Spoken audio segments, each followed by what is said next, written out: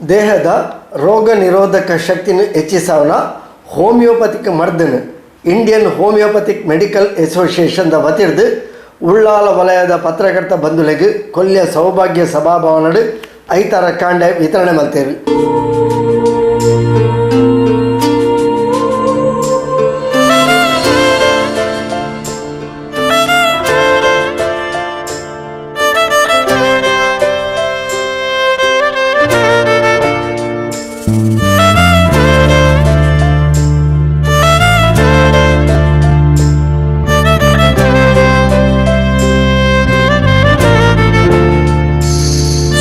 Homeopathic ಮಾತ್ರೆಯನ್ನು ವಿತರಣೆ ಮತ್ತದ ಪಾತ್ರೆನ Moodbidri Alva's homeopathic ಕಾಲೇಜಿದ ಪ್ರಾಂಶುಪಾಲರು doctor Praveen Raj Alva ಇನಿ ಮಹಾಮಾರಿಯಾದ ಕಾಡೊಂದುಪ್ಪುನ ಕೊರೋನಾನು ಎದುರಿಸಾವಡಾಂಡ ನಮ್ಮ ದೇಹದ ರೋಗ ನಿರೋಧಕ ಶಕ್ತಿ ಹೆಚ್ಚಾವಡು ಅಂಚಾದು ಕೋವಿಡ್ ವಾರಿಯರ್ಸ್ ಆದ ಬೇಲೆ ಮಲ್ತಂದುಪ್ಪುನಕ್ಲೆಗೆ ಸಮಾಜದ ಮುಖ್ಯವಾಹಿನಿಡು ಬೇಲೆ ಮಲ್ತಂದುಪ್ಪುನಕ್ಲೆಗೆ ಪತ್ರಕರ್ತರಿಗೆ ರೋಗ ನಿರೋಧಕ ಶಕ್ತಿ ಹೆಚ್ಚ ಆವಡು ರೋಗ ನಿರೋಧಕ ಶಕ್ತಿ ಹೆಚ್ಚ ಬೋಡಾಪುನು ಪಂಡದು ತೆರಿಪಾದು ಹೋಮಿಯೋಪತಿಕ್ ಮಾತ್ರೆಲ್ಲದ ಪರಿಣಾಮ ಉಪಯೋಗದ ಬಗೆಟ್ಟು ಪೊಲಬು ಕೊರಿಯರು.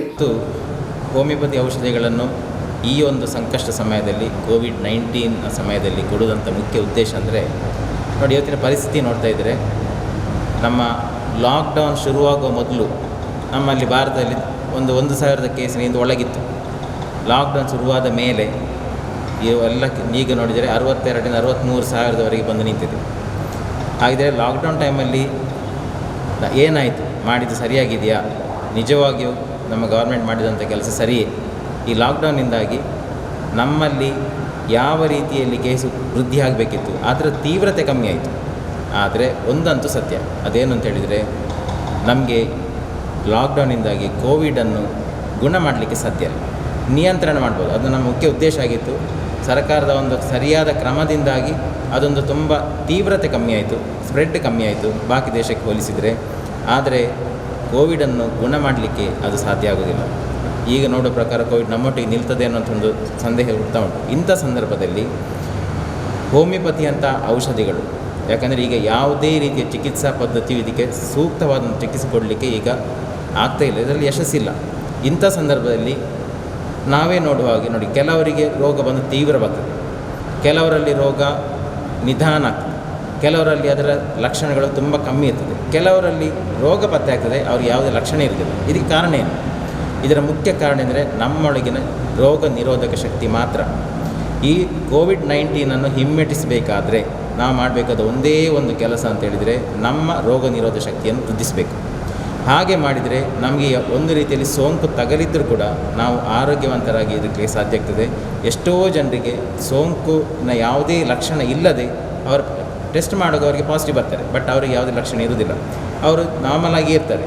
ಇದು ಈಗಿನ ಸತ್ಯ. ಸೊ ನಾವು ಮಾಡಬೇಕಾದಷ್ಟೇ ನಮ್ಮ ರೋಗ ನಿರೋಧಕ ಶಕ್ತಿಯನ್ನು ಇಂಪ್ರೂವ್ ಮಾಡಲೇಬೇಕು. ಇದಕ್ಕೆ ಸಹಾಯ ಮಾಡುವಂಥ ಒಂದು ಪದ್ಧತಿ ಅಂದರೆ ಹೋಮಿಯೋಪತಿ. ಹಾಗಾಗಿ ನಾವು ಇಂಡಿಯನ್ ಹೋಮಿಯೋಪತಿಕ್ ಮೆಡಿಕಲ್ ಅಸೋಸಿಯೇಷನಿಂದ ಬಂದಿರೋ ಉದ್ದೇಶವೇ ಇದು. ನಮ್ಮ ಜನರಲ್ಲಿ, ನಮ್ಮ ಸಮಾಜದಲ್ಲಿ, ಅದರಲ್ಲೂ ಮುಖ್ಯವಾಗಿ ಕೋವಿಡ್ ವ್ಯಾರಿಯರ್ ಅಂತೇಳಿ ಯಾರಿದ್ದಾರೆ ಮತ್ತು ಮುಖ್ಯವಾಹಿನಿಯಲ್ಲಿ ಎದುರು ನಿಂತು ಯಾರು ಕೆಲಸ ಮಾಡ್ತಿದ್ದಾರೆ ಮತ್ತು ನಿಮ್ಮಂಥ ಪತ್ರಿಕೆಯವರು, ನೀವೆಲ್ಲ ಎದುರಿರುವವರು, ಯಾವತ್ತಿಗೂ ಇದಕ್ಕೆ ಎಕ್ಸ್ಪೋಸ್ ಆಗ್ತಾ ಇರುವವರು, ನಿಮ್ಮಂಥವರಿಗೆ ನಮ್ಮ ಒಂದು ಜವಾಬ್ದಾರಿಯ ಮೂಲಕ ನಾವು ನಿಮ್ಮ ಒಂದು ರೋಗ ನಿರೋಧಕ ಶಕ್ತಿಯನ್ನು ಜಾಸ್ತಿ ಮಾಡುವಂಥ, ಹೆಚ್ಚಿಸುವಂಥ ಒಂದೇ ಒಂದು ಉದ್ದೇಶದಿಂದ ನಾವು ಹೋಮಿಯೋಪತಿ ಔಷಧಿಯನ್ನು ಇಲ್ಲಿ ವಿತರಿಸ್ತಾ ಇದ್ದೇವೆ. ಇದನ್ನು ನಾವು ಕೊಡ್ತಾ ಇರೋದು ಈಗ ಯಾರಿಗೆ ರೋಗ ಲಕ್ಷಣ ಇಲ್ಲ ಮತ್ತು ಯಾರ ಒಂದು ರಿಸ್ಕಿನಲ್ಲಿದ್ದಾರೆ ಅವರಿಗೆ. ಹಾಗಾಗಿ ಹೋಮಿಯೋಪತಿ ಔಷಧಿ ಇದು ಶುರುವಲ್ಲ. ಈಗ ಸಾಧಾರಣ ಕೇರಳದಲ್ಲಿ ಇದು ಇಡೀ ಎಲ್ಲ ಒಂದು ಜನಸಂಖ್ಯೆ ಪಾಪ್ಯುಲೇಷನ್ಗೆ ಕೊಟ್ಟಾಯಿತು, ತಮಿಳುನಾಡಲ್ಲಿ ಕೊಡ್ತಾ ಇದ್ದಾರೆ, ಇಡೀ ಇಂಡಿಯಾದಲ್ಲಿ ಅಲ್ಲಲ್ಲಿ ಕೊಡ್ತಾ ಇದ್ದಾರೆ. ಹಾಗೆ ನಾವು ಕೂಡ ಕರ್ನಾಟಕದಲ್ಲಿ ಮುಖ್ಯವಾಗಿ ಮಂಗಳೂರಿನಲ್ಲಿ ಕೊಡ್ತಾ ಇದ್ದೇವೆ. ಇಲ್ಲಿ ಇಂಡಿಯಾದಲ್ಲಿ ಮಾತ್ರ ನಾವು ಒಂದು 2-3 ಹಿಸ್ಟ್ರಿ ನೀವು ನೋಡ್ತಾ ಇದ್ದರೆ, ಕ್ಯೂಬಾದಲ್ಲಿ ಇದರ ಬಗ್ಗೆ ಬಹಳಷ್ಟು ಕೆಲಸ ನಡೀತಾ ಉಂಟು. ಅಲ್ಲಿ ಅದರಲ್ಲೂ ಹಿರಿಯರಿಗೆ ಹೋಮಿಯೋಪತಿ ಔಷಧಿನ ಮಾತ್ರ ಕೊಡ್ತಾ ಇದ್ದಾರೆ, ಅವರಿಗೆ ಬಾರದ ಹಾಗೆ. ಅದು ಅವರಲ್ಲಿ ಯಶಸ್ಸು ಸಿಕ್ಕಿದೆ. ಇದು ಈಗಲ್ಲ, ಅವರು ಮಾರ್ಚಿಂದ ಶುರು ಮಾಡಿದರು. ನಮ್ಮ ಇಂಡಿಯಾದಲ್ಲೇ ನೋಡಬೇಕಿದ್ರೆ ಗುಜರಾತಲ್ಲಿ ಪ್ರಿನ್ಸಿಪಲ್ ಸೆಕ್ರೆಟರಿ ಮೊನ್ನೆ ಹೇಳಿದಂಥದ್ದು ನಮ್ಮ ಕೆಲವರೆಲ್ಲ ನೋಡಿರಲಿಕ್ಕೂ ಸಾಕು. 1,600 ಜನರಿಗೆ ಹೋಮಿಯೋಪತಿ ಔಷಧಿ ಯಾರೆಲ್ಲ ಆ ಕ್ವಾರಂಟೈನಲ್ಲಿದ್ದರೂ ಕೊಟ್ಟವರಲ್ಲಿ ಒಬ್ಬರಿಗೆ ರೋಗ ಬರಲಿಲ್ಲ. ಅದೇ ರೀತಿಯ ಈಗ ಹೊಸ ಸಂಶೋಧನೆಗಳು ನಡೀತಾ ಉಂಟು. ಇನ್ನೊಂದು ಕಡೆ ನಡೆದಂಥ ಸಂಶೋಧನೆಯಲ್ಲಿ ಹೋಮಿಯೋಪತಿ ಔಷಧಿ ಕೊಟ್ಟಲ್ಲಿ ಅವರಿಗೆ ರೋಗವನ್ನು ಗುಣ ಮಾಡಲಿಕ್ಕೆ 3 ರಿಂದ 4 ದಿವಸ ಬೇಗ ಗುಣ ಆಗಿ ಹೋದಂಥ ಒಂದು ರೆಕಾರ್ಡಿಂಗ್ ಆಲ್ರೆಡಿ ಆಗಿದೆ. ನಮ್ಮ ಕೇಂದ್ರೀಯ ಸಂಶೋಧನಾ ಸಂಸ್ಥೆ ಇದರಲ್ಲಿ ತುಂಬ ಕೆಲಸವನ್ನು ಮಾಡ್ತಾ ಉಂಟು. ಎಲ್ಲ ಹೋಮಿಯೋಪತಿ ಕಾಲೇಜುಗಳಲ್ಲಿ ಇದು ನಡೀತಾ ಉಂಟು. ಹೋಮಿಯೋಪತಿ ವೈದ್ಯರು ಮಾಡ್ತಿದ್ದಾರೆ. ನಾವು ಇದರ ಸದುಪಯೋಗ ಪಡೆದುಕೊಳ್ಳೋಣ.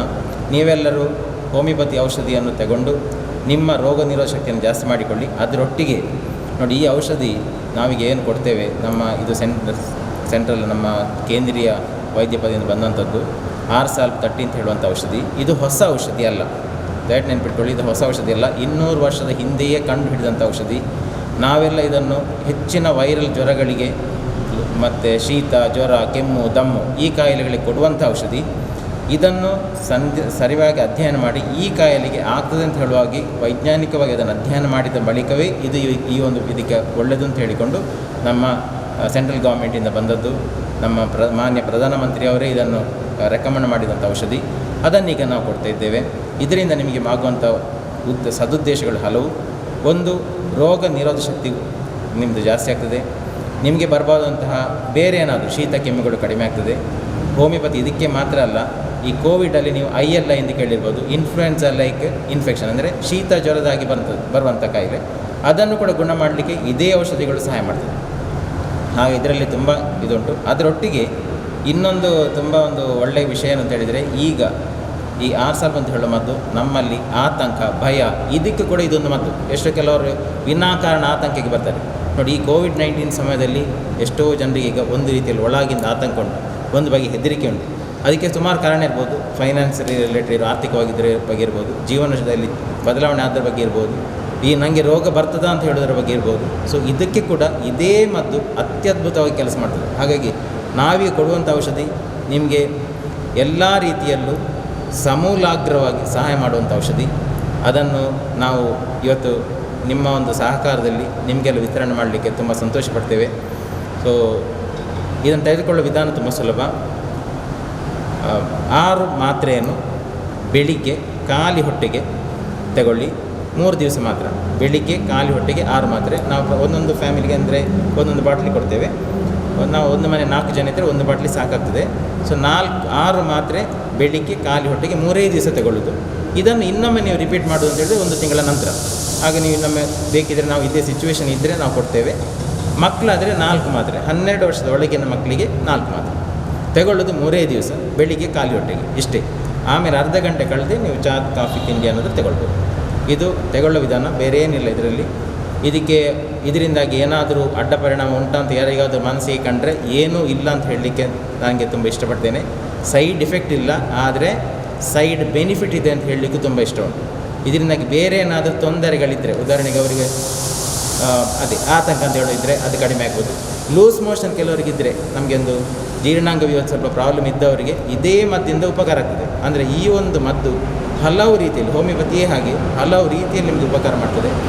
ಹೋಮಿಯೋಪತಿ ಔಷಧಿಗಳು ವ್ಯಕ್ತಿಗೆ ಕೊಡೋ ಔಷಧಿ, ರೋಗಕ್ಕೆ ಕೊಡೋ ಔಷಧಿ ಅಲ್ಲ. ಹಾಗಾಗಿ ಇದು ನಿಮ್ಮನ್ನು ತುಂಬ ಚೆನ್ನಾಗಿ ಆರೋಗ್ಯ ವೃದ್ಧಿಯಲ್ಲಿ ಸಹಾಯ ಮಾಡ್ತದೆ. ನಾವು ಒಂದು ವೈದ್ಯರಾಗಿ, ನಮ್ಮನ್ನು ವೈದ್ಯರನ್ನಾಗಿ ಮಾಡಿದ ಸಮಾಜಕ್ಕೆ ನಾವು ಕೊಡುವಂತಹ ಒಂದು ನಮ್ಮ ಸೈಡಿನ ಚಿಕ್ಕದೊಂದು ಸೇವೆ ಇದು. ದಯವಿಟ್ಟು ತಾವೇ ತಗೊಳ್ಬೇಕಾಗಿ ವಿನಂತಿ. ಇಂಡಿಯನ್ ಹೋಮಿಯೋಪತಿಕ್ ಮೆಡಿಕಲ್ ಅಸೋಸಿಯೇಷನ್ನ ಕುಡ್ಲ ಘಟಕದ ಅಧ್ಯಕ್ಷರು ಡಾಕ್ಟರ್ ಪ್ರವೀಣ್ ರೈ ಪಾತೆರೊಂದು ದೇಹದ ರೋಗ ನಿರೋಧಕ ಶಕ್ತಿಯನ್ನು ಹೆಚ್ಚಿಸಾವಿನ ಹೋಮಿಯೋಪತಿಕ್ ಮಾತ್ರೆಗಳ ಉಪಯೋಗ ಅವು ಮಲ್ತಿನ ಪರಿಣಾಮದ ಬಗ್ಗೆ ಮಾಹಿತಿ ಕೊರಿಯರು. ನಮ್ಮ ಡಾಕ್ಟರ್ ಪ್ರವೀಣ್ ರಾಜ್ ಅವರು ಹೋಮಿಯೋಪತಿಯಲ್ಲಿ ಹೇಗೆ ರೋಗ ನಿರೋಧಕ ಶಕ್ತಿಯನ್ನು ಉತ್ತಮಪಡಿಸ್ಕೊಳ್ಬೋದು ಅದರ ಬಗ್ಗೆ ಮಾಹಿತಿಯನ್ನು ತುಂಬ ಚೆನ್ನಾಗಿ ಹೇಳಿದರು. ನಿಮಗೆ ಅದರ ಬಗ್ಗೆ ತುಂಬ ಒಳ್ಳೆಯ ತಿಳುವಳಿಕೆಯನ್ನು ಕೂಡ ನೀಡಿದ್ದಾರೆ. ನಾನು ಅದ್ರ ಬಗ್ಗೆ ಜಾಸ್ತಿ ಹೇಳಲಿಕ್ಕೆ ಇಷ್ಟಪಡೋದಿಲ್ಲ. ಏನಂತಂದರೆ, ಇವಾಗ ನಾವು ಒಂದು ಮುಖ್ಯವಾಹಿನಿಯಲ್ಲಿ ಒಂದು ಅಸೋಸಿಯೇಷನ್ ಆಗಿ ನಮ್ಮ ಮುಖ್ಯ ಕಾರ್ಯವಾಗಿ ನಾವು ಇದನ್ನು ಮಾಡ್ತಾಯಿದ್ದೇವೆ. ಇವಾಗ ಇದೇ ವಿಷಯದಲ್ಲಿ ನಾವು ಸ್ಟೇಟ್ ಲೆವೆಲಲ್ಲಿ, ಸೆಂಟ್ರಲ್ ಲೆವೆಲಲ್ಲಿ ಕೂಡ ನಿರ್ವಹಿಸ್ತಿದ್ದೇವೆ. ಹಾಗೆ ನಾವು ಸರ್ಕಾರದಿಂದ ಅದನ್ನು ನಾವು ಸರ್ಕಾರದ ಮುಖಾಂತರವಾಗಿ ಕೂಡ ಕೊಡಬೇಕಂತ ನಾವು ಯೋಚನೆ ಮಾಡಿದ್ವಿ. ಅದ್ರ ಮುಖಾಂತರ ಅದರಲ್ಲಿ ನಾವು ತುಂಬ ಸರ್ಕಾರಿ ಲೆವೆಲಲ್ಲಿ ಮತ್ತು ಅಡ್ಮಿನಿಸ್ಟ್ರೇಷನ್ ಲೆವೆಲಲ್ಲಿ ಕೂಡ ಅಪ್ರೋಚ್ ಮಾಡಿದ್ವಿ. ಆದರೆ ಸ್ವಲ್ಪ ನಿಧಾನವಾಗ್ತಾ ಉಂಟು. ಆ ನಿಧಾನ ಟೈಮಲ್ಲಿ ಇವಾಗ ನಾವು ಕೊರೋನಾವನ್ನು ಎಷ್ಟು ನಾವು ಆದಷ್ಟು ಬೇಗ ನಾವು ನಮ್ಮ ರೋಗ ನಿರೋಧಕ ಶಕ್ತಿಯನ್ನು ಬೆಳವಣಿಗೆ ಮಾಡಿಕೊಂಡು ಅದನ್ನು ಎದುರಿಸಲಿಕ್ಕೆ ನಾವು ತಯಾರಾಗಬೇಕು. ಆದ್ದರಿಂದ ನಾವು ಸರ್ಕಾರದ ಒಂದು ಬರೋದು ಎಷ್ಟು ಲೇಟ್ ಆಗ್ತದೆ ಅಂತ ಅದನ್ನು ವೆಯ್ಟ್ ಮಾಡದೆ ನಮ್ಮ ಅಸೋಸಿಯೇಷನ್ ನಾವು ಕಾರ್ಯಪ್ರವೃತ್ತರಾಗಿದ್ದೇವೆ. ಅದಕ್ಕೆ ಈಗಾಗಲೇ ನಾವು ಕಳೆದ ವಾರ ನಮ್ಮ ಗೃಹ ರಕ್ಷಕ ದಳದವರಿಗೆ ನಾವು ಹೋಮಿಯೋಪತಿ ಔಷಧಿಯನ್ನು ವಿತರಿಸಿದ್ವಿ. ಮಂಗಳೂರು ದಕ್ಷಿಣ ಕ್ಷೇತ್ರದ ಗೃಹ ರಕ್ಷಕ ದಳದ ಕಮಾಂಡೆಂಟ್ ಡಾಕ್ಟರ್ ಮುರಳಿ ಮೋಹನ್ ಚುಂತಾರ್ ಅವರು ನಮ್ಮನ್ನು ಅಪ್ರೋಚ್ ಆಗಿ ಅವರು ಹೇಳಿದರು, ನಮ್ಮ ಗೃಹ ರಕ್ಷಕ ದಳದವರಿಗೆ ಅದನ್ನು ನೀವು ಕೊಡ್ಬೋದಾ ಅಂತಂದು. ನಾವು ತಕ್ಷಣ ನಾವು ಒಪ್ಪಿಕೊಂಡು ನಾವು ಆಮೇಲೆ ನಮ್ಮ ಶಾಸಕರು ವೇದವ್ಯಾಸ ಕಾಮತ್ ಅವರಿದ್ದರು, ಅವರ ಒಂದು ಉಪಸ್ಥಿತಿಯಲ್ಲಿ ನಾವು 250ಕ್ಕೂ ಜಾಸ್ತಿ ಗೃಹ ರಕ್ಷಕ ದಳದವರಿಗೆ ಕೊಟ್ಟಿದ್ದೇವೆ. ನಮ್ಮ ಮೇನ್ ಕನ್ಸರ್ನ್ ಇವಾಗ ಏನಂತಂದರೆ ಮುಖ್ಯವಾಗಿ ಫ್ರಂಟ್ಲೈನ್ ವಾರಿಯರ್ಸ್, ಅದು ಆಶಾ ಕಾರ್ಯಕರ್ತರು ಇರ್ಬೋದು, ಪತ್ರಿಕೋದ್ಯಮಿಗಳಾಗಿರ್ಬೋದು, ಪೊಲೀಸ್ ಆಫೀಷಿಯಲ್ಸ್ ಇರ್ಬೋದು. ಯಾಕಂತಂದರೆ ಅವರು ಇವಾಗ ಕ್ವಾರಂಟೈನ್ನಲ್ಲಿರುವವರನ್ನು ಇವಾಗ ಗಡಿ ಪ್ರದೇಶದಲ್ಲಿ ನೀವು ನೋಡಿರ್ಬೋದು, ಪ್ರತಿ ಗಡಿ ಪ್ರದೇಶದಲ್ಲಿ ಬರುವಂಥ ಅದು ಗೊತ್ತಿಲ್ಲ ಯಾರು ರೋಗವನ್ನು ತನ್ನೊಂದಿಗೆ ತಗೊಂಡು ಬರ್ತಾ ಇದ್ದಾರೆ. ಗ್ರೀನ್ ಝೋನ್ನವರಿಂದ ಬಂದವರು ಕೂಡ ಕೆಲವರು ಪಾಸಿಟಿವ್ ಆಗ್ತಾ ಇದ್ದಾರೆ. ಸೊ ಅಂಥ ಟೈಮಲ್ಲಿ ಅಂಥವರನ್ನು ಪ್ರಪ್ರಥಮವಾಗಿ ಅಪ್ರೋಚ್ ಮಾಡೋದವ್ರು ನಾವು ಮನೆಯಲ್ಲಿ ಕೂತ್ಕೊತಿದ್ದೇವೆ, ಸೆಲ್ಫ್ ಐಸೋಲೇಷನಲ್ಲಿ ಇದ್ದಾಗಿದ್ದೇವೆ. ಅಂಥ ಟೈಮಲ್ಲಿ ಈ ಕ್ವಾರಂಟೈನ್ ಅಂದರೆ ಬೇರೆ ಗಡಿ ಪ್ರದೇಶದಿಂದ ಬೇರೆ ಜಿಲ್ಲೆಯಿಂದ ಬರುವವರನ್ನು ಒಂದು ಪ್ರಪ್ರಥಮವಾಗಿ ಅವರನ್ನು ಅಪ್ರೋಚ್ ಆಗುವವರು ಫ್ರಂಟ್ಲೈನ್ ವಾರಿಯರ್ಸ್. ಸೊ ಅಂಥವ್ರಿಗೆ ನಮ್ಮ ಬೇರೆ ಜನರಿಗೆ ಕಂಪೇರ್ ಮಾಡಿದರೆ ಅವರಿಗೆ ಆ ಒಂದು ಬರೋ ಚಾನ್ಸಸ್ ತುಂಬ ಜಾಸ್ತಿ ಇರ್ತದೆ. ಸೊ ಅಂಥವ್ರಿಗೆ ನಾವು ಇನ್ನು ನೆಕ್ಸ್ಟ್ ಮುಂದಿನ ಲೆವೆಲಲ್ಲಿ ನಾವು ಅದನ್ನು ಕೂಡ ನಮ್ಮ ಒಂದು ಚಟುವಟಿಕೆಯಲ್ಲಿ ಅಳವಡಿಸ್ಕೋಬೇಕಂತ ಇದ್ದೇವೆ. ನೆಕ್ಸ್ಟ್ ಇವಾಗ ಮುಂದಿನ ದಿನಗಳಲ್ಲಿ ಪೊಲೀಸ್ ಆಫೀಷಿಯಲ್ಸ್ಗೆ ಕಮಿಷನರ್ ಒಂದು ಭೇಟಿಯಾಗಿ ಆ ಮುಖಾಂತರ ನಾವು ನಮ್ಮ ಒಂದು ಸಹಾಯ ವ್ಯವಸ್ಥೆಯನ್ನು ಅವರಿಗೆ ನೀಡಬೇಕಂತಿದ್ದೇವೆ. ಹಾಗೆ ಇವಾಗ ಕ್ವಾರಂಟೈನಲ್ಲಿ ಇರುವವರು ಮುಂದೆ ಬರುವವರು ಈಗ ನಿಮಗೆಲ್ಲ ತಿಳಿದಿರುವ ಹಾಗೆ ವಿದೇಶಗಳಿಂದ ಕರೆಸ್ಕೊಳ್ಳೋ ಒಂದು ಚಟುವಟಿಕೆ ನಡೆಯುತ್ತಿದೆ ಇನ್ನು ಮುಂದಿನ ದಿನಗಳಲ್ಲಿ. ಆ ಟೈಮಲ್ಲಿ ನಮಗೆ ಕ್ವಾರಂಟೈನ್ನಾಗಿ ಬರೋರ ಸಂಖ್ಯೆ ವಿಪರೀತ ಆಗ್ತದೆ. ಈಗ ನಮ್ಮ ಒಂದು ದಕ್ಷಿಣ ಕನ್ನಡದಲ್ಲಿ ಇರುವ ಆಶಾ ಕಾರ್ಯಕರ್ತರ ಸಂಖ್ಯೆಯನ್ನು ನೋಡಿದರೆ ಅಂಥ ಒಂದು ಕ್ವಾರಂಟೈನ್ ಬರೋರನ್ನು ನಾವು ಒಂದು ನೋಡಿಕೊಳ್ಳೋದು ಮತ್ತು ಇದು ಮಾಡೋದು ತುಂಬ ದೊಡ್ಡ ಕೆಲಸ. ಅಂಥ ಟೈಮಲ್ಲಿ ಕೂಡ ನಾವು ಅದರ ಬಗ್ಗೆ ಒಂದು ರೂಪುರೇಷೆ ಮಾಡಿಕೊಂಡು ಮುಂದುವರಿಬೇಕಂತ ಇದ್ದೇವೆ. ಅಂಥ ಒಂದು ಬರೋರಿಗೆ ಕ್ವಾರಂಟೈನಲ್ಲಿ ಇವಾಗ ಏನೇನು ವ್ಯವಸ್ಥೆ ಮಾಡೋರಿದ್ದಾರೆ, ಹಾಸ್ಟೆಲ್ಗಳಲ್ಲಿ ಸರ್ಕಾರಿ ಇದರಲ್ಲೆಲ್ಲ ಇಡೋ ಪ್ಲ್ಯಾನಲ್ಲಿದ್ದಾರೆ. ಅಂಥವ್ರಿಗೆ ಕೂಡ ನಾವೊಂದು ಕ್ವಾರಂಟೈನ್ನಲ್ಲಿರೋ ಕೊಟ್ಟರೆ ಅವರಿಗೆ ಒಂದು ರೋಗ ನಿರೋಧಕ ಶಕ್ತಿ ಇಂಪ್ರೂವ್ ಆಗಿ ಇವಾಗ ನಾವು ಒಂದಲ್ಲ ಒಂದು ದಿವಸ ಇವಾಗ ನಾವು ಮೊದಲಿಂದ ನೋಡ್ತಾ ಇದ್ದೇವೆ. ಇದನ್ನು ಕೊರೋನಾ ಅನ್ನೋದೊಂದು ಹೊಸ ಇದು ಅಲ್ಲ, ಅದು ಮ್ಯೂಟೇಷನ್ ಆಗಿ ಒಂದು ಕಾಂಪ್ಲಿಕೇಟೆಡ್ ವೈರಸ್ ಇವಾಗ ಅಟ್ಯಾಕ್ ಆಗ್ತಾಯಿದೆ ಅಂದರೆ ಒಂದು ಈ ವಿಷಮ ಶೀತ ಜ್ವರ ಫ್ಲೂ ಅನ್ನೋದು ಮೊದಲಿಂದ ನಡ್ಕೊಂಡು ಬಂದಿದೆ. ಆದರೆ ಪ್ರತಿ ಸಲ ವಿಷಮ ಶೀತ ಜ್ವರ ಬಂದಾಗ ಅದು ಕಾಂಪ್ಲಿಕೇಟೆಡ್ ಆಗಿ ಬರ್ತದೆ, ಅಂದರೆ more stronger, more worser than before ಅಂತ ಇರ್ತದೆ. ಸೊ ಪ್ರತಿ ಸಲ ಆ ಒಂದು ವೈರಸ್ ನಮಗೆ ನಮ್ಮ ಹತೋಟಿಗೆ ಸಿಗ್ತಾಯಿಲ್ಲ. ಪ್ರತಿ ಸಲ ಅದು ಬೇರೆ ಬೇರೆ ರೋಗ ಲಕ್ಷಣಗಳನ್ನು ತೋರಿಸ್ತಾ ಉಂಟು. ಪ್ರತಿ ಸಲ ಅದು ಬಂದಾಗ ಜಾಸ್ತಿ ಘಾಸಿಯನ್ನು ಉಂಟು ಮಾಡ್ತಾ ಉಂಟು ರೋಗಿಗಳಿಗೆ.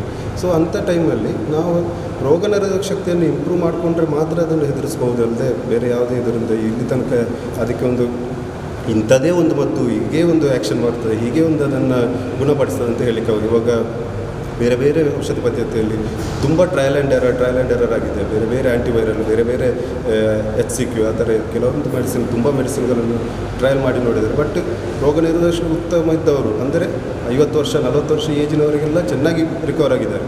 ಅದೇ ನಾವು ನೋಡಿದರೆ ಡೆತ್ ರೇಟ್ ನೋಡಿದರೆ ಎಬೋ 50 ಡೆತ್ ರೇಟು 1.5%ಇಂದ 80%, 80 ಇಯರ್ಸ್ ಏಜ್ ತನಕ 18-20% ತನಕ ಡೆತ್ ರೇಟ್ ಇದೆ. ಸೊ ಅದರ ಅರ್ಥ ಏನಂತಂದರೆ ನಾವು ಗಟ್ಟಿ ಇದ್ದೇವೆ, ನಮ್ಮ ಇಮ್ಯುನಿಟಿ ರೋಗ ನಿರೋಧಕ ಶಕ್ತಿ ಗಟ್ಟಿ ಇತ್ತಂದರೆ ಇದನ್ನು ಚೆನ್ನಾಗಿ ನಾವು ಅದನ್ನು ಇದು ಮಾಡ್ಬೋದು. ಅಂದರೆ ರೋಗ ಲಕ್ಷಣ ಸರ್ ಹೇಳಿದಾಗೆ ರೋಗ ಲಕ್ಷಣ ಬರ್ತದೆ, ಬಟ್ ಜಾಸ್ತಿ ಘಾಸಿ ಮಾಡೋದಿಲ್ಲ. ಅದು ಶೀತ ಲೆವೆಲಲ್ಲಿ ಬಂದು ಹೋಗ್ಬೋದು, ಕೆಮ್ಮಿನ ಲೆವೆಲಲ್ಲಿ ಬಂದು ಹೋಗ್ಬೋದು. ಅದು ಲೋವರ್ ರೆಸ್ಪಿರೇಟರಿ ಆಗದೆ ಹಾಗೆ ಅವರಿಗೆ ಜಾಸ್ತಿ ತೊಂದರೆ ಉಂಟು ಮಾಡದೆ ಗುಣ ಆಗ್ಬೋದು.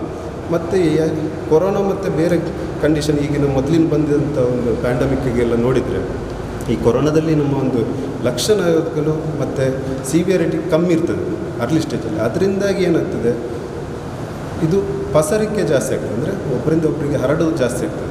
ಅದೇ ಬೇರೆ ರೋಗಗಳಲ್ಲಿ ಇವಾಗ ಹಂದಿ ಜ್ವರ ಆಗಲಿ, ಇವಾಗ ಅದೇ ಸ್ವೈನ್ ಫ್ಲೂ ಆಗಲಿ, ನಿಫಾ ಮತ್ತು ಬೇರೆ ಇದರಲ್ಲೆಲ್ಲ. ಅವಾಗ ಏನಾಗಿತ್ತು ಅಂದರೆ ಅವರಿಗೆ ಹುಷಾರಿಲ್ಲದಾಗ ಅವರಿದ್ದವರು ತಕ್ಷಣ ಹಾಸ್ಪಿಟ್ಲಿಗೆ ಹೋಗಿ ಅಡ್ಮಿಟ್ ಆಗ್ತಾರೆ. ಅದರಿಂದಾಗಿ ಅಷ್ಟು ಸ್ಪ್ರೆಡ್ ಆಗ್ತಾರೆ. ಸೊ ಇವಾಗಲೂ ನಮ್ಮ ಒಂದು ಕಳಕಳಿಯ ಒಂದು ವಿನಂತಿ ಏನಂತಂದರೆ, ಯಾರೇ ಒಂದು ಇವಾಗ ರೋಗ ಯಾರು ಕ್ಯಾರಿ ಮಾಡ್ತಾರೆ ಅಂತ ಗೊತ್ತಿಲ್ಲ ಅಂಥವ್ರ ಜೊತೆ ಅಂದರೆ ಅವರಿಗೊಂದು ಸಂಪರ್ಕ ಇದ್ದರೆ ಅಥವಾ ಅಂಥ ಜಗತ್ತಿಂದ ಬಂದಿದ್ದರೆ ಆದಷ್ಟು ಹೊರಗಡೆ ಓಡಾಡಬೇಡಿ. ತನ್ನಷ್ಟಕ್ಕೆ ತಾವು ಅಟ್ಲೀಸ್ಟ್ ಒಂದು 2 ವಾರದ ವಿಷಯ, ಆಮೇಲೆ ಬರೋ ಪ್ರಾಬ್ಲಮ್ಸ್ಗಳನ್ನು ಆಮೇಲೆ ಫೇಸ್ ಮಾಡಬೇಕು. 2 ವಾರಕ್ಕೆ ಅಟ್ಲೀಸ್ಟ್ ನಮ್ಮನ್ನು ತಾವು ಐಸೋಲೇಷನ್ ಮಾಡಿಕೊಂಡು ಆದಷ್ಟು ಸರ್ಕಾರ ಮತ್ತು ಆ ವೈದ್ಯಕೀಯ ಮಂಡಳಿಗಳು ಹೇಳಿದಂಥ ಒಂದು ನಿಯಮಾನುಸಾರವನ್ನು ಅಳವಡಿಸ್ಕೊಂಡು ಮಾಸ್ಕ್ ಆಗಲಿ ಯೂಸ್ ಮಾಡೋದು, ಸ್ಯಾನಿಟೈಸರ್ಸ್ ಯೂಸ್ ಮಾಡೋದು, ಹಾಗೆ ಮುಂದಿನ ದಿನಗಳಲ್ಲಿ ನಾವು ರೋಗ ನಿರೋಧಕ ಶಕ್ತಿಯನ್ನು ಇಂಪ್ರೂವ್ ಮಾಡುವಂಥದ್ದನ್ನು ಕೂಡ ಅದರ ಜೊತೆಗೇ ಅಳವಡಿಸ್ಕೊಂಡು ಹೋದರೆ ನಾವು ಖಂಡಿತವಾಗಿ ಈ ಒಂದು ಕ್ಲಿಷ್ಟಕರ ಸಮಯದಿಂದ ಹೊರಗೆ ಬರ್ಬೋದು. ಹಾಗೆ ಇವತ್ತು ನಮಗೆ ಇಂಥ ಒಂದು ಆಪರ್ಚುನಿಟಿ ಕೊಟ್ಟಿದ್ದು ನಮ್ಮ 2ನೇ ಉಚಿತ homeopathy immuno booster distribution programme ಇದು. ಅದಕ್ಕೆ ನೀವು ನಮಗೆ ತುಂಬ ಒಂದು ಸಪೋರ್ಟ್ ಮಾಡಿದ್ದೀರಿ. ಹಾಗೆ ಪತ್ರಿಕಾ ಬಾಂಧವರು ಯಾವಾಗಲೂ ಕೂಡ ನಮ್ಮ ಒಂದು ಸಂಘಕ್ಕೆ, ನಮ್ಮ ಒಂದು ಪದ್ಧತಿಗೆ, ನಮ್ಮ ಒಂದು ಸಾಮಾಜಿಕ ಕಳಕಳಿಗೆ ಯಾವಾಗಲೂ ನೀವು ನಮ್ಮನ್ನು ಬೆಂಬಲಿಸ್ತಾ ಬಂದಿದ್ದೀರಿ. ಹಾಗೆ ಮುಂದೆ ಕೂಡ ಆ ಒಂದು ಬೆಂಬಲ ನಮ್ಮ ಜೊತೆ ಇರಲಿ ಅಂತ ಹೇಳಿ ನನ್ನ ಮಾತನ್ನು ಅಪ್ಪೆಲ್ಲನ ದಿನಾಚರಣೆದ ಶುಭಾಶಯನ್ನು ತೆರಿಪ ಒಂದು ಪಾತೆರ್ನ ಜಿಲ್ಲಾ ಪಂಚಾಯತ್ ಸದಸ್ಯರು ಶ್ರೀಮತಿ ಧನಲಕ್ಷ್ಮಿ ಗಟ್ಟಿ ಇತ್ತೆ ನಮ್ಮ ಹೆಚ್ಚಾದ ಅಲೋಪತಿಕ್ ಮರ್ದನು ಉಪಯೋಗ ಮಲ್ತೊಂದುಲ್ಲ. ಸನಾತನ ಭಾರತ ಆಯುರ್ವೇದ ಪದ್ಧತಿಯನ್ನು ಅವಲಂಬಿಸಾದಿತ್ತನು. ಇತ್ತೆ ಹೋಮಿಯೋಪತಿಕ್ ಮಾತ್ರೆಲೇಡು ರೋಗ ನಿರೋಧಕ ಶಕ್ತಿ ಹೆಚ್ಚ ಆಪಣಿದಾಂಡ ಅವು ಖಂಡಿತ ಈ ಹೊರತು ನಂಗೆ ಅಗತ್ಯ ಎಂದೊಂದು ಅರ್ಥಪೂರ್ಣ ಕಾರ್ಯಕ್ರಮ. ಈ ಮರ್ದದ ಉಪಯೋಗ ಮಾತ್ರೆಗಳ ತಿಕ್ಕುಲೆಕ ಆವಡು ಪಂಡದು ಎಡಪು ಬಯಕಿಯರು. ವಿಶೇಷವಾಗಿ ಇವತ್ತು ವಿಶ್ವ ತಾಯಂದಿರ ದಿನಾಚರಣೆಯಲ್ಲಿ ಬಹಳ ವಿಶೇಷವಾದಂತಹ ಕಾರ್ಯಕ್ರಮವನ್ನು ಹಮ್ಮಿಕೊಂಡಿದ್ದಾರೆ. ಯಾವಾಗಲೂ ಒಂದು ಸಂಸ್ಕೃತದಲ್ಲಿ ಮಾತಿದೆ, ಧರ್ಮೋ ರಕ್ಷಿತೋ ರಕ್ಷಿತ ಅಂತೇಳಿ. ಆದರೆ ಪ್ರಸ್ತುತ ಪರಿಸ್ಥಿತಿ ಹೇಗಿದೆ ಅಂತೇಳಿದರೆ ವೈದ್ಯೋ ರಕ್ಷಿತೋ ರಕ್ಷಿತಃ ಅಂತೇಳಿ ಹೇಳ್ಬೋದು. ಈಗ ಯಾರು ನಮಗೆ ಕಣ್ಣಿಗೆ ಕಾಣುವ ದೇವರಂತ ಹೇಳಿದರೆ ಅದು ವೈದ್ಯರು. ಇಂಥ ಸಂದರ್ಭದಲ್ಲಿ ಕೊರೋನಾದಂಥ ಸಂದಿಗ್ಧ ಪರಿಸ್ಥಿತಿಯಲ್ಲಿ ಆರೋಗ್ಯ ಇಲಾಖೆ ಇರ್ಬೋದು ಮತ್ತು ಎಲ್ಲ ಇಲಾಖೆಯವರು ಅವರದ್ದೇ ಆದಂಥ ನಿಸ್ವಾರ್ಥ ಸೇವೆಯನ್ನು ಕೊಡ್ತಾ ಇದ್ದಾರೆ. ಅದಕ್ಕೆ ಎಲ್ಲವಾಗಿ ಪೂರಕವಾಗಿ ನಮ್ಮನ್ನು ರಕ್ಷಿಸುವಂಥ ಒಂದು ವರ್ಗ ಯಾವುದಂತ ಹೇಳಿದರೆ ಅದೆಲ್ಲ ನನ್ನ ವೈದ್ಯರು. ಅವರಿಗೆಲ್ಲರಿಗೂ ಕೂಡ ನಾವು ನಮ್ಮೆಲ್ಲ ಸರ್ವ ಜನತೆಯ ಪರವಾಗಿ ಅವರಿಗೆ ಶಿರಬಾಗಿ ಅವರಿಗೆ ಅಭಿನಂದನೆಯನ್ನು ನಾನು ಸಲ್ಲಿಸ್ತೇನೆ. ನಿಮ್ಮ ಕೈಯಲ್ಲಿ ಈಗ ಎಲ್ಲರ ಜೀವವೂ ಇದೆ, ಜೀವನವೂ ಇದೆ. ಇಂಥ ಸಂದರ್ಭದಲ್ಲಿ ಸಂದಿಗ್ಧ ಈ ಪರಿಸ್ಥಿತಿಯಲ್ಲಿ ವಿಶೇಷವಾಗಿ ಹೋಮಿಯೋಪತಿಕ್ ಮೂಲಕ ಕೂಡ ಈ ರೋಗವನ್ನು ನಿರ್ಮೂಲನ ಮಾಡ್ಬೋದು ಮತ್ತು ನಿಯಂತ್ರಣ ಮಾಡ್ಬೋದು ಎಂಬ ಸತ್ಯಾಂಶವನ್ನು ತಿಳಿಸುವುದಕ್ಕೋಸ್ಕರ ಮತ್ತು ನಿತ್ಯ ನಿರಂತರ ನಾನು ಈ ಸಂದರ್ಭದಲ್ಲಿ ವೈದ್ಯರ ಜೊತೆ ನನ್ನ ಮಾಧ್ಯಮ ಮಿತ್ರರನ್ನು ಕೂಡ ನಾನು ವಿಶೇಷವಾಗಿ ಅಭಿನಂದಿಸ್ತೇನೆ. ಹೇಗೆ ವೈದ್ಯರು ರೋಗಿಯನ್ನು ರಕ್ಷಿಸ್ತಾರ, ಈ ಮಾಧ್ಯಮದವರು ಈಗಾಗಲೇ ಹೇಳಿದರು ಅವರು ಫ್ರಂಟ್ ಲೈನ್ ವಾರಿಯರ್ಸ್ ಅಂತೇಳಿ. ಖಂಡಿತ ಅವರಿಗೆ ಎಷ್ಟು ಸೆಲ್ಯೂಟ್ ಹೊಡೆದ್ರೂ ಸಾಕಾಗಲಿಕ್ಕಿಲ್ಲ. ರಾತ್ರಿ ಹಗಲು ಅದು ನನ್ನ ಉಳ್ಳಾಲ ವಿಧಾನಸಭಾ ಕ್ಷೇತ್ರದ ನನ್ನೆಲ್ಲ ಮಾಧ್ಯಮ ಮಿತ್ರರನ್ನು ನಮಗೆ ಹೇಗೆ ಅಭಿನಂದಿಸಬೇಕು ಅಂತ ಗೊತ್ತಾಗೋದಿಲ್ಲ. ಯಾವ ಕ್ಷಣದಲ್ಲಿ ಯಾವ ಕರೆ ಇರಲಿ, ಯಾವ ಜನರು ಹೇಳಿದರೂ ಕೂಡ ನಮಗಿಂತ ಮುಂಚಿತವಾಗಿ ಅದು ಜನಪ್ರತಿನಿಧಿಗಳಿರ್ಬೋದು, ವೈದ್ಯರಿರ್ಬೋದು, ಎಲ್ಲರಿಗಿಂತ ಮುಂಚಿತವಾಗಿ ಅದು ನ್ಯೂಸ್ ಹೋಗೋದಂತ ಹೇಳಿದರೆ ಇಲ್ಲಿ ನನ್ನ ನೆರೆದಿರುವಂಥ ವಿಶೇಷ ಅಣ್ಣಂದಿರು, ವಿಶೇಷವಾಗಿ ನನ್ನ ವಿದ್ಯಾಧರಣ ಇದ್ದಾರೆ, ಅಲ್ಲಿ ನಮ್ಮ ಯುವ ನಾಯಕ ನಮ್ಮ ದಿನೇಶ್ ಅವರಿದ್ದಾರೆ, ನಮ್ಮ ಇನ್ನೊಬ್ಬರು ಅಣ್ಣ ಬಂದರು, ಮತ್ತು ಇಲ್ಲಿ ವೇದಿಕೆಯಲ್ಲಿರುವಂಥ ವಿಶೇಷವಾಗಿ ಡಾಕ್ಟರ್ ಪ್ರವೀಣ್ ರಾಜ್ ಆಳ್ವ ಅವರು, ಆಳ್ವ ಸಂಸ್ಥೆಯ ಪ್ರಾಂಶುಪಾಲರು, ಇನ್ನೊಬ್ಬರು ಪ್ರವೀಣ್ ದ್ವಯರ್ ಇದ್ದಾರೆ, ಡಾಕ್ಟರ್ ಪ್ರವೀಣ್ ಅವರೇ, ಮತ್ತು ಡಾಕ್ಟರ್ ಅವಿನಾಶ್ ಅವರೇ, ಮತ್ತು ನನ್ನ ಪ್ರೀತಿಯ ಸೋದರನಾದಂಥ ಆಸಿಫ್ ಅವರು. ತಮಗೆ ಈಗಾಗಲೇ ಹೇಳಿದಾಗೆ ಈಗಾಗಲೇ ಇವಾಗ ಒಂದು ಪ್ರಯೋಗ ಆಗಿದೆ. ಮಂಗಳೂರಿನ ಸನ್ಮಾನ್ಯ ಶಾಸಕರಾದಂತಹ ವೇದವಾಸ್ ಕಾಮತ್ ಅವರ ಏರಿಯಾದಲ್ಲಿ ಗೃಹರಕ್ಷಕ ದಳದ ಸುಮಾರು 100ರಿಂದ 200 ಜನರಿಗೆ ಈ ಒಂದು ಉಚಿತವಾದಂತಹ ಒಂದು ಸೇವೆಯನ್ನು ಕೊಟ್ಟಿದ್ದಾರೆ. ನಮಗೆ ಗೊತ್ತಿದೆ, ಭಾರತ ಸನಾತನ ಧರ್ಮಗಳು, ಎಲ್ಲ ಧರ್ಮಗಳು ಒಟ್ಟಾಗಿರುವಂಥ ಒಂದು ದೇಶ. ನಾವು ಹಿಂದಿನಿಂದ ಕೂಡ ಈಗ ಏನು ನಾವು ಅಲೋಪತಿಯನ್ನು ಡಿಪೆಂಡ್ ಆಗಿದ್ದೇವೆ, ಆದರೆ ನಮ್ಮ ಸಂಸ್ಕಾರವನ್ನು ಅಥವಾ ನಮ್ಮ ಹಿಸ್ಟ್ರಿಯನ್ನು ತೆಗೆದರೆ ಅಲ್ಲಿ ಋಷಿಮುನಿಗಳು ಮತ್ತು ನಿಮಗೆ ಗೊತ್ತಿರ್ಬೋದು, ಈ ತಾಯಂದಿರ ಸಂದರ್ಭದಲ್ಲಿ ನಾವು ಒಂದು ಜನಪದವಾಗಿ ಅಥವಾ ಇಲ್ಲಿ ನಡೆದಿರುವಂಥ ಸತ್ಯವನ್ನು ನೋಡ್ಬೋದು. ದೇಯಿ ಬೈತಿದೆ ಎಂಬ ಒಂದು ತಾಯಿ ಕೂಡ ಆ ಸಂದರ್ಭದಲ್ಲಿ ಗಿಡಮೂಲಿಕೆಗಳ ಮೂಲಕ ಎಂಥ ಅದೆಷ್ಟೋ ಒಂದು ಕ್ಲಿಷ್ಟವಾದ ರೋಗವನ್ನು ಕೂಡ ಅವರಿಗೆ ಗುಣಪಡಿಸುವಂಥ ಶಕ್ತಿ ಇತ್ತಂತೇಳಿ. ಇದು ಈ ಮಣ್ಣಿನ ಗುಣ ಅಂತ ಹೇಳ್ಬೋದು. ಎಲ್ಲವೂ ಕೂಡ ಇವತ್ತು ಪ್ರಸ್ತುತ ನಮ್ಮ ಏನು ಆರ್ಟಿಫಿಷಿಯಲ್ ಯುಗ ಅಂತ ಹೇಳ್ಬೋದು ಇದನ್ನು. ಇಂಥ ಒಂದು ಸಂದರ್ಭದಲ್ಲಿ ವೈದ್ಯರ ತಂಡ, ಇಡೀ ಒಂದು ಹೋಮಿಯೋಪತಿಕ್ ವೈದ್ಯರ ತಂಡ ಇದನ್ನು ನಿಯಂತ್ರಣ ಮಾಡುವಲ್ಲಿ ತಮ್ಮ ಸೇವೆಯನ್ನು, ಅದು ಕೂಡ ಉಚಿತವಾಗಿ, ನಾನು ಮತ್ತೊಮ್ಮೆ ಅಭಿನಂದಿಸ್ತೇನೆ. ಈ ಸೇವೆಯನ್ನು ಈಗಾಗಲೇ ನಾನು ವಿದ್ಯಾಧರಣ ಮಾತಾಡ್ತಾ ಇದ್ದೇವೆ ಹೇಗಿರ್ಬೋದು ಅಂತೇಳಿ. ಆದರೆ ಇದೆಲ್ಲವನ್ನು ಹಿಮ್ಮೆಟ್ಟಿ ಕೇವಲ ಕೊರೋನಾ ನಿಯಂತ್ರಣ ಅಲ್ಲ, ಅದರಿಂದ ಸಿಗುವಂಥ ಸೈಡ್ ಇಫೆಕ್ಟ್ಗಿಂತ ಸೈಡ್ ಲಾಭಗಳ ಬಗ್ಗೆ ಈಗಾಗಲೇ ಡಾಕ್ಟ್ರು ತಮ್ಮ ಗಮನಕ್ಕೆ ತಂದಿದ್ದಾರೆ. ಸ್ನೇಹಿತರೆ, ಒಂದೇ ಹೇಳುವಂಥದ್ದು, ನಮಗೆ ಬೇರೆ ಯಾವುದಾದ್ರೂ ಟ್ಯಾಬ್ಲೆಟ್ ತೊಗೊಂಡ್ರೆ ಏನಾದರೂ ಆಗ್ಬೋದು. ಅದರ ಹೋಮಿಯೋಪತಿಯಲ್ಲಿ ಗೊತ್ತಿರುವಂಥ ಸತ್ಯ ಏನಂತ ಹೇಳಿದರೆ, ಸೈಡ್ ಇಫೆಕ್ಟ್ ಆಗಿರಲಿಕ್ಕಿಲ್ಲ, ಅದರ ಕೆಲವೊಮ್ಮೆ ಆ ಒಂದು ರಿಕವರಿ ಆಗುವ ಒಂದಷ್ಟು ನಿಮಗೆ ನಿಮ್ಮ ದೇಹದಲ್ಲಿ ಒಂದಷ್ಟು ಅಡೆತಡೆಗಳು ಆದಂಥ ಸಂದರ್ಭದಲ್ಲಿ ನೇರವಾಗಿ ವೈದ್ಯರನ್ನು ಕೂಡ ನೀವು ಸಂಪರ್ಕ ಮಾಡ್ಬೋದು. ಈ ಸಂದರ್ಭದಲ್ಲಿ ವಿಶೇಷವಾಗಿ ಈ ಕಾರ್ಯಕ್ರಮವನ್ನು ಸಂಘಟನೆ ಮಾಡಿದಂಥ ಈ ಕ್ಷೇತ್ರದ ಬಹಳ ಒಂದು ಪ್ರೀತಿಯ ಚಾನಲ್ ಮತ್ತು ಎಲ್ಲರಿಗೂ ಕೂಡ ಒಂದು ಪ್ರತಿ ಮನೆ ಮನಸ್ಸನ್ನು ಬೆಳಗಿಸುವಂಥ ಚಾನಲ್ ಅಂತ ಹೇಳಿದ್ರೆ ಅದು ಪೊಸಕುರಲ್ ತಂಡ.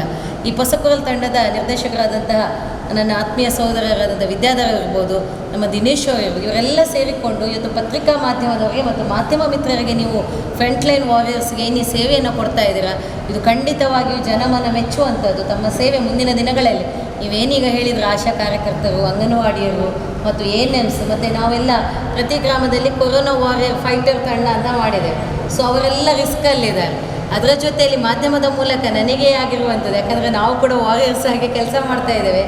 ಆ ವಾರಿಯರ್ ಆಗಿ ಕೆಲಸ ಮಾಡುವಾಗ ನಿಮಗೆ ಏನಾದರೂ ಸಾಧ್ಯ ಆದರೆ ಅವರಿಗೆ ಎನ್ಕರೇಜ್ ಮಾಡಿ, ಡಿಸ್ಕರೇಜ್ ಮಾಡುವಂಥದ್ದಲ್ಲ.